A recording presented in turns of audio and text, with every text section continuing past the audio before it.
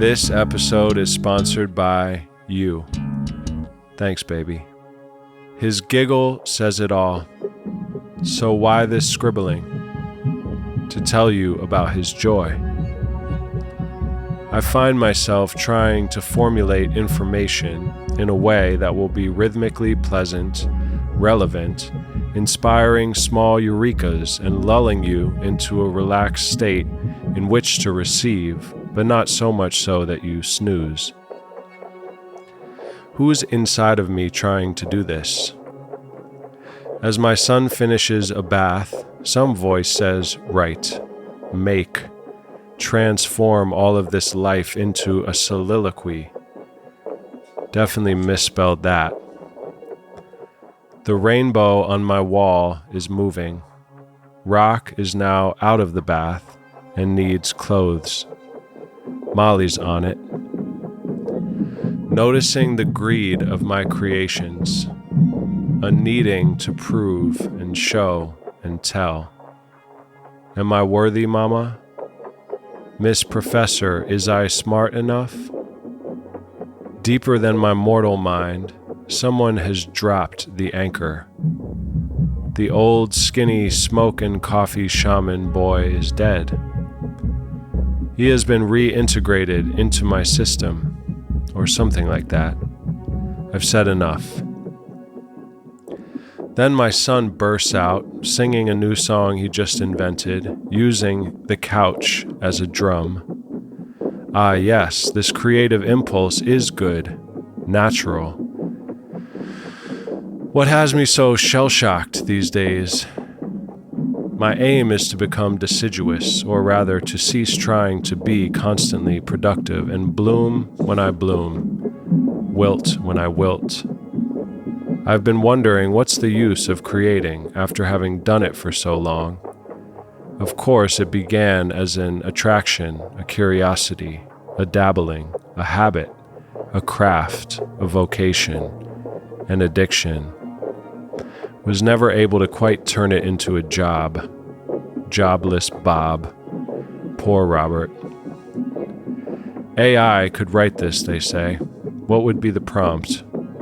A poetic ramble about indoor rainbows, bath time inspiration, why everything is temporal, and surprise me, robots, let's collaborate.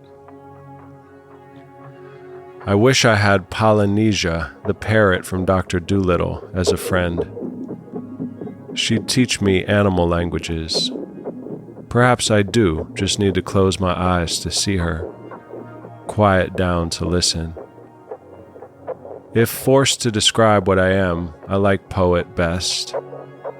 Reading Hermann Hesse fairy tales yesterday, I stumbled across this, which I adore. Haven't felt like talking to people much lately, interviewing them.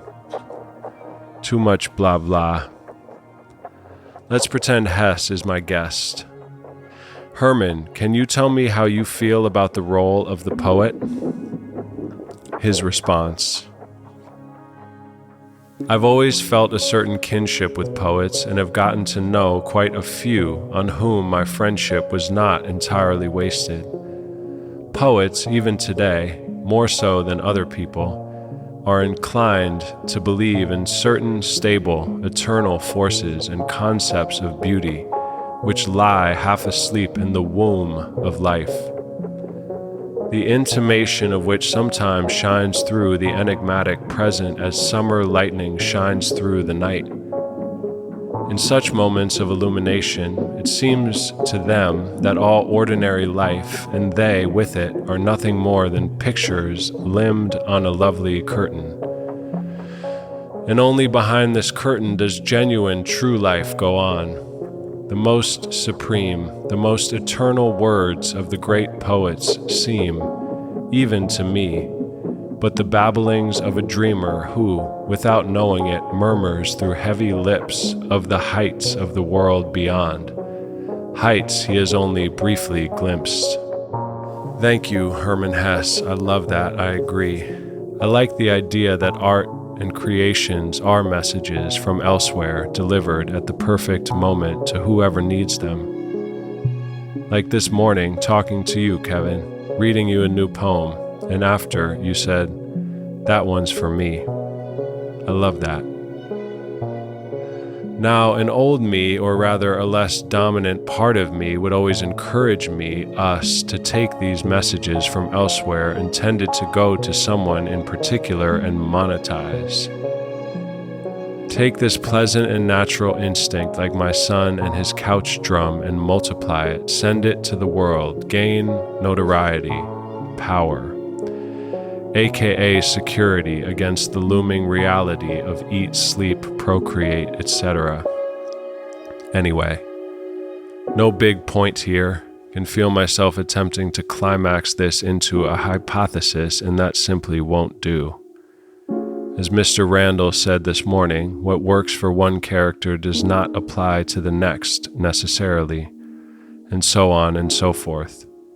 Seasons. But yes, I am talking to myself, and I am listening. Finally. In the other room, my son is pretending to watch a movie and making up dialogue.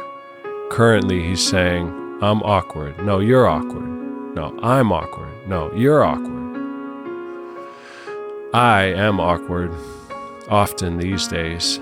I find flow moments which feel great, but awkward is refreshing. Honest.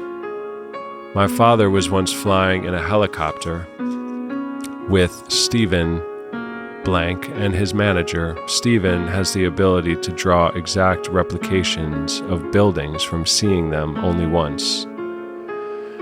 Apparently, they were flying over the hospital in London where I was born, and Stephen's manager asked him if he would draw it for my dad.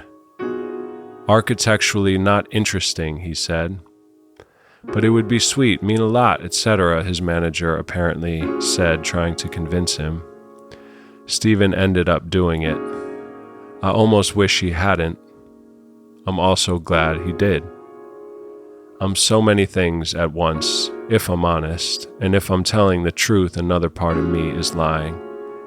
Unless I admit that I'm everything at once and have no idea what's happening. But in a minute, I will shoot hoops on the little indoor hoop with rock. Then I will attempt to continue returning to now, again and again. I'll tell jokes probably, be silly. Practice letting go of the leaves I call ideas. Year of the snake. LA is on fire. Everything is speeding up. Or I'm just slowing down. Less oxygen, it seems. Altitudinally speaking. Sum it up already. That was a wobbly summit pun. Mountain jokes. What you climb, you must fall off of. So before I leap off this paper hill, 3 new poems. Haven't written poetry in a dozen or so moons. First, the one I read to Kev this morning. Profundus jump. Harmonizing your parents within you, and then releasing that songbird. What do you think? Parrot trap. Collective echo. Sometimes my ears spy unplucked fruit. I leave it, though, to rot into music for the falling trees that no one hears. Ah, Profundus, my inkwell tilts toward you. Famous first words. The lily pad was lovely, but something told me, jump. And then this poem, it came from a phone call with my dad and 2 brothers the other day when we found out about the Palisades fire and the house my dad has rented for 10 years burned down. It's called Year of the Snake. Unchecked arrogance, of course, will burn. Nature has its way. A great reminder, everything else a distraction. An old man in a hotel room says, if it took a fire to make this happen, it was worth it.